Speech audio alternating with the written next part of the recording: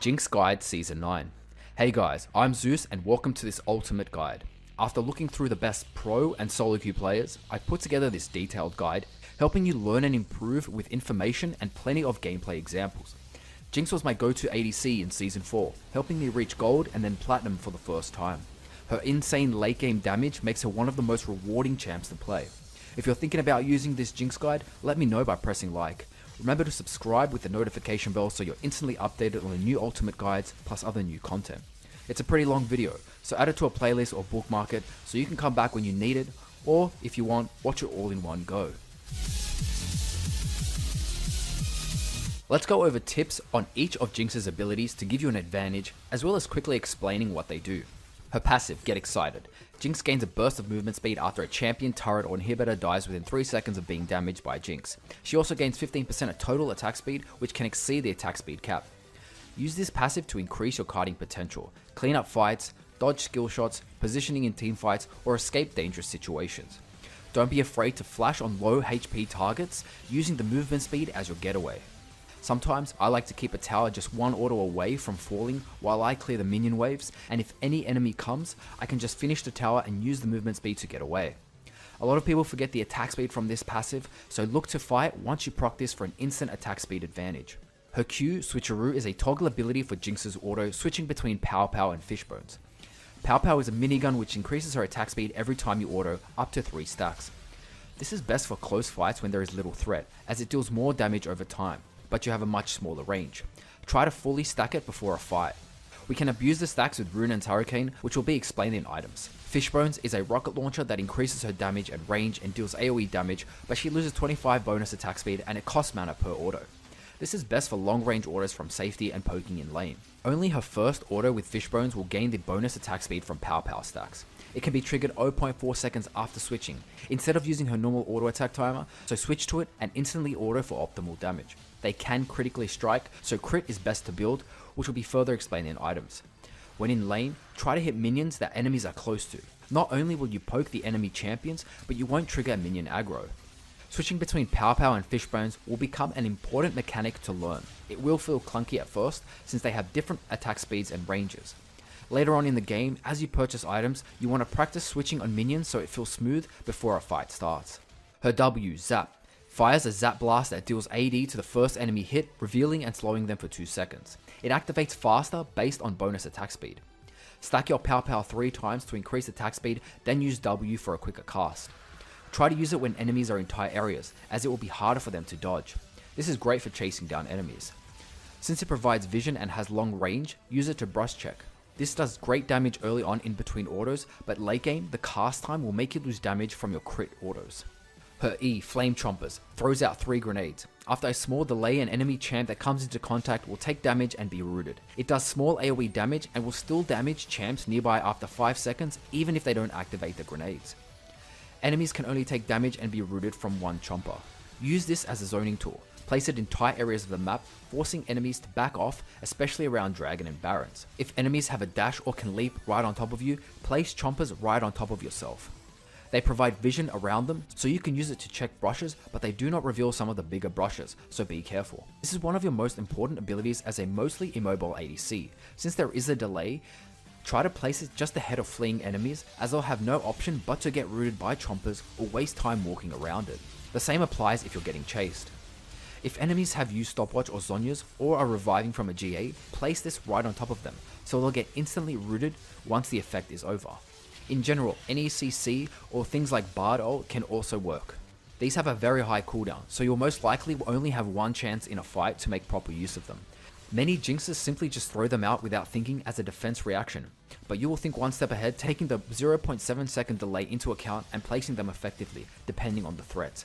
This will separate good Jinxes from the great ones. This ability gains distance over thicker walls. Just like Flash, even if the wall is thicker than the Flash distance, you will still cover the wall distance. Finally, her ultimate, Super Mega Death Rocket, shoots out a massive rocket that explodes upon enemy contact, dealing physical damage and 80% to nearby enemies. It does more damage the further it travels and the more missing HP the targets have. It's a great execute ability, but it's just as useful early in fights when the enemies are grouped, since you have a large area to hit, as well as there are more enemies to hit for the AoE. Try to steal Dragon, Barons and Heralds. Just make sure you hit an enemy as it won't explode on epic monsters. Try to have constant map awareness, even in laning phase. You can pick up kills or simply help your team with damage from across the map. The better your map awareness, the more opportunities.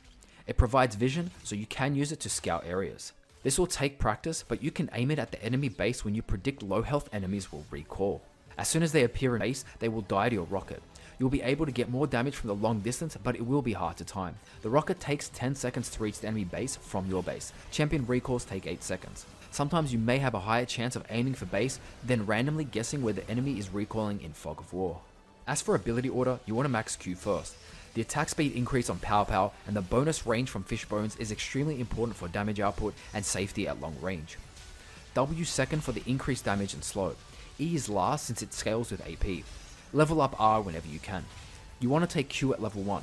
At level 2, E is great if you have CC supports since you can chain CC them. If not, take W second as it provides the safest poke early on, then continue leveling abilities as normal. There are two major options for runes, Fleet Footwork and Lethal Tempo, as well as two rarely taken options, Conqueror and Press the Attack. Fleet Footwork is the safest and most common option. You want to take this rune when you need the safety and sustain from the healing and movement speed, as this allows Jinx to sustain in lanes where you are required to play passive. This is best when you're up against heavy poke lanes. Lethal Tempo is best for damage output. Take it in easier lanes where there is little poke threat or you have a healing or shielding support. Since you won't need to rely on the healing from Fleet Footwork, Jinx will take advantage of the extra damage through higher attack speed. She has a pretty easy time activating this in lane through long range Q or W poke. Late game you can exceed attack speed limit, which means you'll be spamming Fishbone rockets for insane damage from a safe range. The first keystone is Triumph. This restores 12% missing HP and grants 20 gold on takedowns. The HP can save you in those close fights. Overheal is just as viable, which gives you a small shield when you have full HP. If you take Overheal, you'd definitely be best to go with Legend Bloodline as a second keystone. The lifesteal per takedown will help with HP sustain, helping Jinx stay full health. If you've gone with Triumph, the most optimal keystone is Legend Alacrity. Attack speed per takedown will increase Jinx damage over time. The final keystone is Coup de Grace, probably one of the best keystones, increasing your damage by 7% to enemies below 40% HP, as well as providing 9 AD after takedowns for 10 seconds. Cutdown is viable, perhaps if you're up against 3 or more tanks. We'll be taking Sorcery for the second path. Absolute Focus is the first keystone. Jinx will gain extra AD while above 70% HP. Gathering Storm is their final keystone. Jinx will gain AD every 10 minutes, helping her reach that insane late game. Although rarely taken, Inspiration is a second option, specifically for Biscuit Delivery and Magical Footwear. You can take this as a second path if you choose Lethal Tempo, Overheal and Bloodline. This will help you constantly stay at full health, so there's no risk of getting poked down. Biscuits will maintain your HP plus mana, allowing you to stay healthy but also trade without going You'll also save 300 gold on boots, but sacrifice early movement speed. Taking Inspiration will mean you sacrifice quite a bit of damage compared to Sorcery, but it may be necessary to survive certain lanes. The final two runes worth mentioning, since there is still a small percentage of players who take them, is Press the Attack and Conqueror. Press the Attack may be viable when you want to do the most possible damage to a single target. However, you can only proc this on one target at a time, so Lethal Tempo is just more consistent overall if you're after damage. And since Jinx is mainly focused around team fights, it doesn't make too much sense to take this. Finally, Conqueror might be viable if you're constantly able to kite an attack, since you need to stack it up 5 times to be optimal. Fleet Footwork's healing will be way more consistent since you only need one auto for it to be optimal. The true damage might make it viable, but again, if you're after damage, Lethal Tempo is the best. I guess you could use these last two runes if you're trying something different. They're not completely horrible, but the other two runes mentioned are just better. As for your stat shards, attack speed is the best for offense, AD from flex is viable for most lanes, but you can take armor or MR if you're in a tough lane, then choose armor or MR for defense depending on the lane. If it's mixed damage, HP is a good option. Flash is the best offensive and defensive summoner, helping Jinx escape or go aggressive. Heal is always best as you can heal another teammate and it provides movement speed. Again, great for escapes or aggressive plays. If the meta changes and perhaps Barrier or TP or any other summoner is seen bot lane, I'll update below in the comments. Doran's Blade, best start for most lanes, even harder matchups. Doran's Shield is an option in extremely heavy poke lanes where you need the regen this provides. You'll sacrifice damage, but it will help you stay in lane longer before your first back. Ideally, you want to go back with enough gold to purchase a BF sword. It offers a huge 80 power spike and builds into your Infinity Edge. Pickaxe is okay if you don't have enough gold for BF and need to recall urgently. You can always pick up boots and refillable if you have a really bad start. Your first major buy is IE, massive AD power spike in the beginning of your important crit build. For second tier boots, you want Berserker Greaves in 99% of games, not just for the attack speed, but the important movement speed you'll need on Jinx. In games where the movement speed is necessary early, you can finish this before IE. Your second major buy is Runan's Hurricane. This synergizes perfectly with Jinx's kit, especially Fishbones, since you can shoot out 3 Fishbone autos for massive AoE damage. It also applies lifesteal to each bolt from Runan's. You'll have great potential to carry teamfights at this stage. The third major buy is another Zeal item, Rapid Fire Cannon.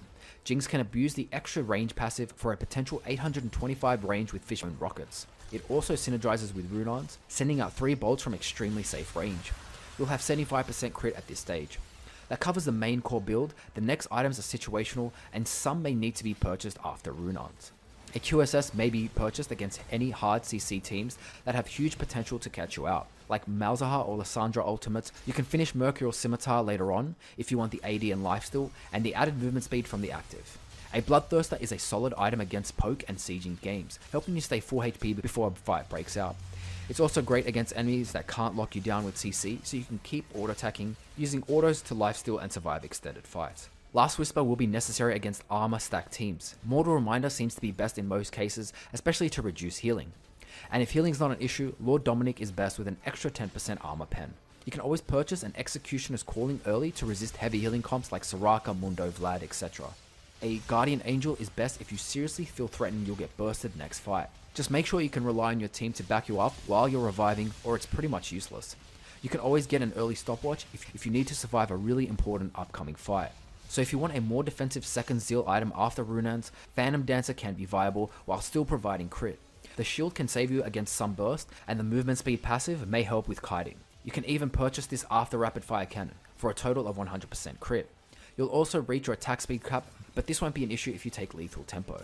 Since there are a percentage of players that take Static Shiv, it is still viable, but the other 3 Zeal items have slightly better uses for Jinx. If you want a third Zeal item purely for more damage and AoE, this is an option. You can purchase Stormrazor after your Rapid Fire. It will boost the Energized passive from Rapid Fire and apply a slow. This can be helpful for kiting or catching up to enemies. There aren't really important combos you should learn with Jinx, but there are a few things you should keep in mind when timing abilities.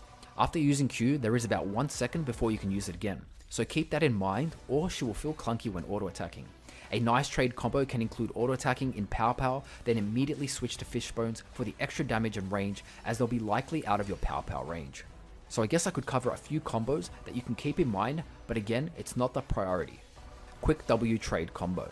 Fishbones auto, W, switch to Pow Pow, Pow Pow auto. While casting Zap, Jinx can swap from Fishbones to Pow Pow and then quickly auto in Pow Pow. Great for small trades when enemy is close or CC'd. If they are moving away, you won't be in Pow Pow auto range. This can be done a little faster with Fishbones auto attack, W, Q, move click, and then finish with Pow Pow auto. You can click on the target or use attack move. Full combo for optimal damage. E, Fishbones auto, W, Q, Pow Pow auto, R. Plenty of damage from all your abilities in the shortest amount of time. Best if the enemy is already CC'd. Again, your minigun means you need to be close, so don't use it when safety is a priority. Her W slow will make it easier to land E and R, so keep this in mind. As mentioned before, the cast time is quicker with the more